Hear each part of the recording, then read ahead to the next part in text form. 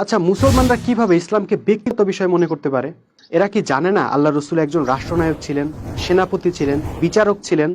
এরা কি জানে না কোরআনে জাতীয়, সামাজিক, রাজনৈতিক, অর্থনৈতিক, বিচারিক, সামরিক ইত্যাদি সকল বিষয়ে আল্লাহর আদেশ নিষেধ আছে? এরা কি জানে না ইসলাম হলো একটা পূর্ণাঙ্গ দিন বা জীবন বিধান?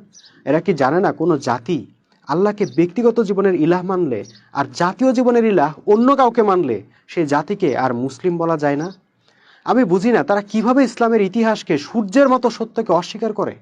কেউ যদি বলে গণতন্ত্র ব্যক্তিগত বিষয়, সমাজতন্ত্র ব্যক্তিগত বিষয়, তাহলে সেটা কি যৌক্তিক হবে? আপনি মেনে নেবেন সেই কথা? আপনি ব্যক্তিগতভাবে গণতান্ত্রিক ব্যবস্থা চর্চা করতে পারবেন? রাষ্ট্র লাগবে না?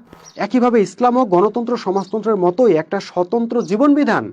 কাজে ইসলাম কখনোই ব্যক্তিগত বিষয় হতে পারে না।